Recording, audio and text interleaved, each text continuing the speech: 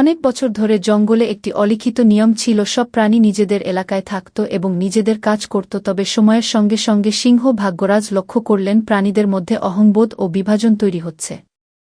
বাঘ বাঘেশ্বর আর শিয়াল চতুরাম প্রতিদিন ঝগড়া করছিল কে বেশি শক্তিশালী তা নিয়ে। কুমির ডাঙ্গাপতি আর খরগোশ লাফু প্রায় নদীর পাড়ে দেখা হলে ঝগড়া বাঁধিয়ে দিত। বানর ডুগডুগি ও ময়ূর রঙিলা একে অপরকে গাছের ডাল নিয়ে ঠাট্টা করত।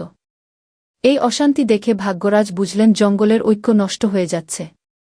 তিনি একটি বিশেষ সভা ডাকলেন, যেখানে সব প্রাণীকে উপস্থিত হতে নির্দেশ দিলেন। সবার দিন সবাই সিংহ ভাগ্যরাজের সামনে উপস্থিত হল।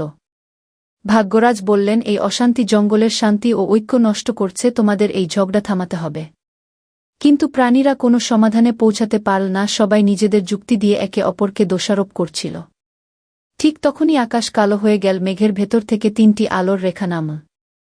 সবাই দেখল 3 পরী জঙ্গলে অবতরণ করেছেন, হলুদ পরী, রূপসী পরী এবং মেঘলা পরী। হলুদ পরী বললেন, আমরা এসেছি তোমাদের সাহায্য করতে, তবে তার জন্য তোমাদের ঐক্যবদ্ধ হতে হবে। রূপসী পরী বললেন, প্রতিটি প্রাণীর আলাদা শক্তি আছে, যদি তোমরা একসঙ্গে কাজ করো তাহলে এই জঙ্গল আরও সুন্দর হবে। মেঘলা পরী বললেন, তোমাদের জন্য আমরা 3টি পরীক্ষা নিয়ে এসেছি, সফল হলে জঙ্গলকে আমরা আশীর্বাদ করব। হলুদ পরী প্রথম পরীক্ষা দিলেন বাঘ বাঘেশ্বর ও শিয়াল চতুরামকে। তিনি বললেন, তোমাদের দুজনকে একসঙ্গে শিকারের জন্য দল তৈরি করতে হবে, যদি তোমরা সফল হও তবে প্রথম পরীক্ষা পার হবে। বাঘেশ্বর আর চতুরাম একে অপরের দিকে তাকাল, তাদের মধ্যে দীর্ঘদিনের দ্বন্দ্ব ছিল। কিন্তু পরীর কথায় তারা শিকারে বের হল, একে অপরকে সাহায্য করল আর একসঙ্গে শিকার করে ফিরল। তাদের বন্ধুত্ব দেখে হলুদ পরী হাসলেন, বললেন, প্রথম পরীক্ষা সফল। রূপসী পরী ময়ূর রঙিলা ও বানর ডুগডুগিকে একটি পুরনো গাছ সাজাতে বললেন।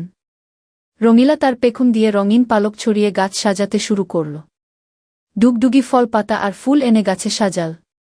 তাদের কাজ দেখে অন্য প্রাণীরা বিস্মিত হল, পুরনো গাছটি নতুন প্রাণ ফিরে পেল। রূপসী পরী বললেন, দ্বিতীয় পরীক্ষাও সফল, তোমাদের কাজে জঙ্গলের সৌন্দর্য বেড়ে গেল। মেঘলা পরী কুমির ডাঙ্গাপতি ও খরগোশ লাফুকে একটি নদীর উপর সেতু বানাতে বললেন। ডাঙ্গাপতি বলল, আমি বড় তাই আমার কাজ বেশি। লাফু হেসে বলল, তোমার বড় শরীর কাজে লাগাও, আমি দ্রুত ছোট কাজ করব। তারা একসঙ্গে সেতু বানাতে শুরু করল। ডাঙ্গাপতি গাছের ডাল আর বাঁশ